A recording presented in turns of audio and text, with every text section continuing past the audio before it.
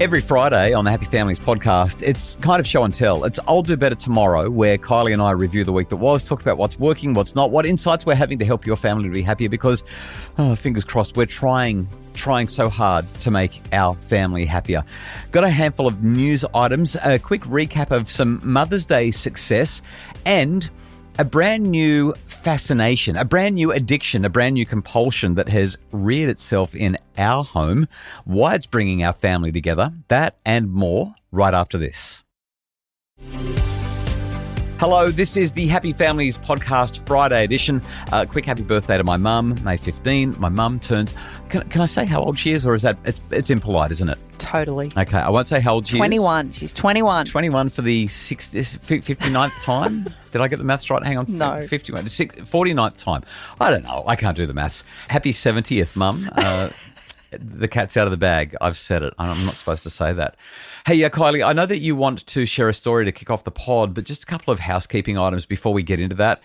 First things first, can I please just highlight 1 month today until the book launches, 1 month until Boys is actually in stores, on shelves, and available for purchase. You can get it right now for pre-order, and that's what we'd rather you do. And if you do it via happyfamilies.com.au and Booktopia, we've got a bunch of freebies for you as well. So, and just on that, Kylie, Guess what? I got an email from the publisher just yesterday.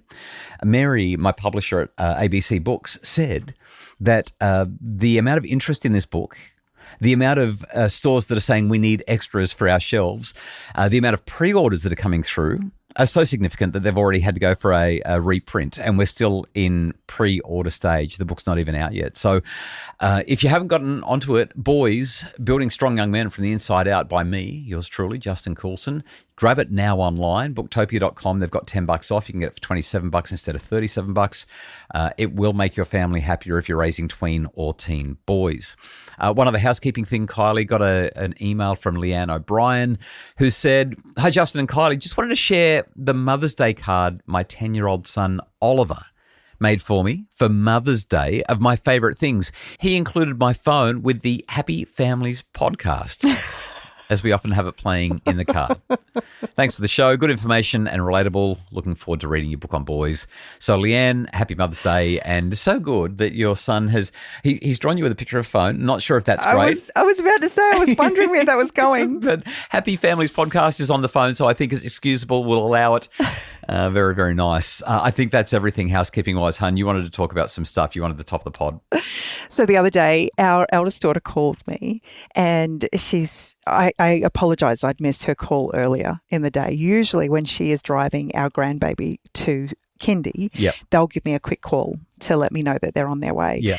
And I'd missed the call for the morning. So I rang her a bit later in the day, and she said, "I just have to tell you the funniest story, Mum." She said, "I tried to call you and you didn't pick up, and so I let it go to voicemail. And your voicemail says, 'This is the voicemail of Kylie Coulson.'"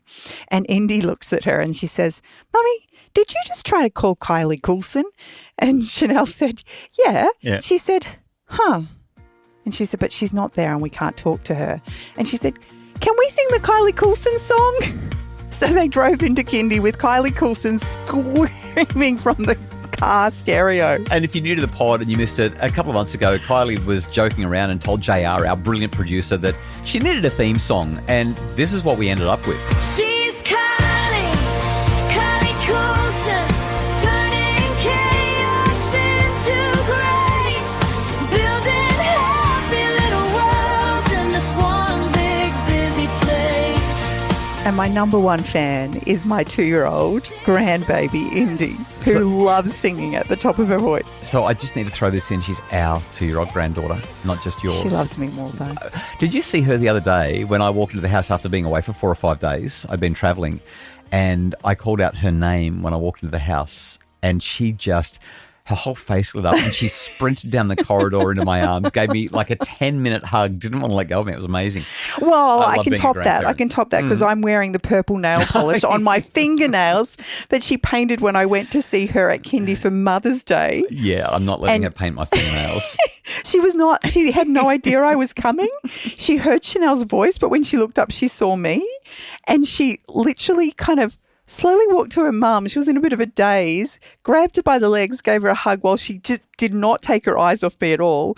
And then she climbed up into my arms and I swear she was going to choke me. She Yeah. didn't want to let go. And she'd kind of pull away to look at me and make sure I was real and then go back and do a big hug. I know that for most people listening to the pod, you're raising your kids right now. We are still right. Our youngest is 12, but grandparenting. Oh my goodness, there is just no joy on earth like grandparenting. Kylie, we're 5.5 minutes into the pod. We still haven't started on to better tomorrow. You're going first. Let's recap Mother's Day. I know that's where you wanted to go. Mother's Day in our house has been an absolute non-event for 20 plus years. Oh, that's a bit harsh. There hasn't been huge amounts of effort consistently. Every now and again, there's been some real effort from time to time. You're not plussed. You're nonplussed, aren't you? Yes, okay. And I don't think I have very high expectations. So I have zero expectations around Father's Day. Oh, we're not even going there. All right. We'll talk about that on Father's Day. But this year was different, and it was different for all the right reasons. And I was just so grateful. My mum lives a good hour and a half down the road, and sometimes it's kind of tricky to spend time together and catch up because of the distance and because we're still right in the middle of Raising our own family. We're running around like crazy, yeah. You'd been gone all week and you got home the night before, and I kind of looked at you and I said, honey, I'm going to head down to my mum's for the night. 5 nights, but I'm going away. Yeah. And so at the last minute, I asked if any of the girls wanted to come with me, and we ended up going down with our 23-year-old, 22-year-old and 18-year-old. So there was 3 of them with me. And I didn't really think too much of it. We were going down to spend time with my mum. We were going to cook her dinner because she goes to church very early on a Sunday morning. We did Saturday night dinner celebration with her, and we just played a game. We watched a movie. Like, again, there wasn't anything, I guess, particularly special about the event. It was just time together. But it was actually the next day as we were driving home that the girls started talking to me about the things that they really appreciated about me as a mum, or even just their view on motherhood in general. One of the girls just acknowledged that from her point of view and her perspective, as she kind of looks at people around her and I guess what the world kind of tells us about mothers, it doesn't paint a particularly glorious picture of motherhood in general. And it definitely feels like it's at the bottom of the list of aspiring things to do with your life as a woman. And we sat in our church meeting and there was maybe 6 or 7 young boys who were from the age of 12 to 17 who shared their feelings about their mums. And it was really heart-rending to hear boys specifically talk so openly about their admiration and love that they had for their mums. And as we came away from that, she continued and she just said it's hard to sit in a room like that and hear the stories that these boys shared and the feelings that they had towards their mums and not recognise the immense impact that women and mums have on their children's lives. And as I reflected on what motherhood means to me as an individual, I can't think of any higher cause that I could put my energy and time into than that of being a mum to my children. And it was just beautiful. It was beautiful to sit in the car and to be able to have those conversations. And they wanted to ask lots of different things about my mothering experience of them personally and of their siblings. And we were just able to share little anecdotes and things that they remembered from their childhood and things that I remembered.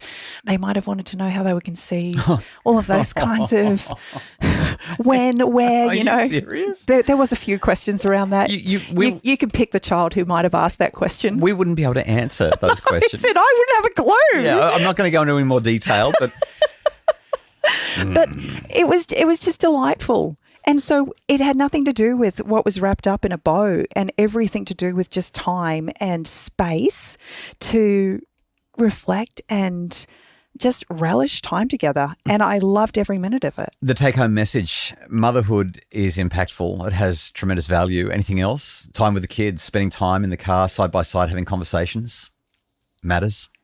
Yeah, and if Mother's Day doesn't look great to you yet, just wait a few years. It will get better. Yeah, and take the kids for a sleepover at your mum's house for Mother's Day next year. Like, that actually was a real treat for you and the girls, but also for your mum. That was a really cool thing. Yeah, when we were sitting down at the dinner table just talking about the things we were grateful for that night, my mum acknowledged that since I had rung her on the Tuesday, so Tuesday night, Wednesday night, Thursday night, Friday night, and we came on Saturday. Yeah, so 5 nights. She'd hardly slept. She was so excited to have us there. That is so sweet. I mean, that is. I felt sorry my for head my off. dad. It's so gorgeous. All right. After the break, a brand new compulsion, a brand new addiction, a brand new family activity that is joining parents and children in our home in ways that we never could have possibly imagined. I'm calling it a win for us and also a win For Manly. That's next.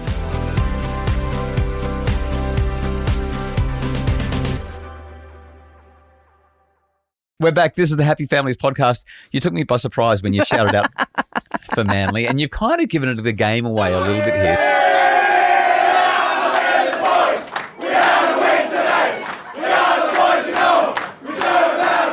For my older better tomorrow, it's this simple. You went away on Saturday night to your mum's for Mother's Day. I was left at home with our two youngest kids, our 16-year-old and our 12-year-old.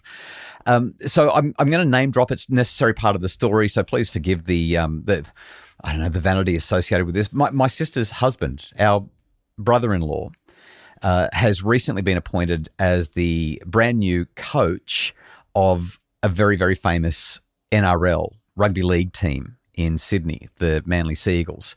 Our brother-in-law is Kieran Foran. Kieran is well known to the Manly faithful. He played almost 200 games for the club, was recently appointed a life member, so clearly one of the most respected players in the game. For those of you who don't follow rugby league, that will mean nothing to you, but he just retired from rugby league last year. It didn't mean anything to us either. I haven't watched rugby league. So about 20 years ago when I started cycling, I realised that I couldn't stay up and watch Friday night football and then still get up on a Saturday morning and have a good bike ride. I gave up football. I stopped watching it. So maybe some more background here. My family is a rugby league family. From the time I was born, we would spend when there was a game on the TV, Dad and I would sit and watch it. We'd analyse the tackles and the scrums and the forward passes and you name it. We lived and breathed rugby league. Dad loved the Western Suburbs Magpies. I still remember the times when he took me to the football and we got to watch the games live. But basically, we watched every game possible. And your nan and your aunt, everybody. Goodness, like everybody's in on this. Rugby league fanatics. And so when I stopped watching rugby league in the early 2000s because I'd started cycling, my family essentially, they all but disowned me. It was like, well, what are we going to talk about? I was going to say, there wasn't much to talk about after that, was there? Did you watch the footy? No, I've started cycling. And they don't want to talk about cycling, and I didn't know anything about footy anymore. So, long story short, a few years ago, well, a dozen years ago, whatever it was, my sister meets and marries Kieran. He's playing football. I'm still not that interested in it. I didn't even know that he was a football player when I met him. It was quite embarrassing, quite honestly. Fast forward to last year, he retires. This year, he comes in as the interim coach for the Sea Eagles. And within 3 weeks, sadly for the actual coach, they had 3 losses in a row and he got given the boot and completely unexpectedly, like completely shocked, Kieran gets the call, will you step up as the interim coach? And he says, yes. So all of a sudden, for whatever reason, we've started watching Manly play every week when the footy's on and I'm on tenterhooks. Like my heart is in my mouth. I'm so nervous. The anxiety is through the roof every time Manly takes to the field because, well, it's exhausting. It's terrifying because Kieran's coaching and it feels like everything's riding on Kieran, the coach. And as a result of me watching the footy, now Lily, our 16-year-old, has started watching the footy with me. She's always kind of liked the footy anyway. She's always felt like a bit of a misfit because no one else wanted to watch the football. So while you were away at your mum's, I signed into whatever the app is, so that I could watch the football, and Lily came and sat on the couch next to me. And as a Manly player, I don't know any of their names, but as a Manly player was sprinting down the field, being chased by another one so that he could score a try, I jumped out of the couch and off the couch and I'm saying, go, go, son. I'm sounding like my dad. Go, son, go, you good thing. And of course he scores the try and I'm going, yes. And then I'm like just thinking, how are they going to win and what's going to happen? And I'm yelling at the ref for getting things wrong. And I've become completely addicted to it, and so has Lily. And it's become this thing where we're bonding over the footy again. And it's taken me back to those memories that I have when I was a kid, and I spent that time with my dad playing those games. And so my I'll do better tomorrow is sport and watching the TV. I know that I'm kind of big on not watching screens and things, but sometimes it can just be a great way to bond, and I'm loving it. I'm just loving it. Well, I'm also loving the free burgers that I get every time Manny wins because I picked the team for my grilled membership. We've gone into grilled and they've got this promotion and you're like, oh yeah, what do I need to pick a team for? And they explain you win a free burger if your team wins, and you're like, what team should I pick? I'm like, what team does Kieran play for again? And I said, pick Manly. And because I wasn't watching it, Manly had lost 3 in a row. And everyone's like, yeah, good luck. And now every Monday I get a ding, We've been eating free a lot burger. of free grilled burgers, yeah. Anyway, that's my I'll do better tomorrow. Time with the family, watching the footy. Rugby league, apparently it's not very cultured and it's a whole lot of other things, but loving it. Absolutely, legitimately loving it. And tomorrow, so I think if I've got it right, the Seals have won 5 from the last 6. Tomorrow, Magic Round in Brisbane.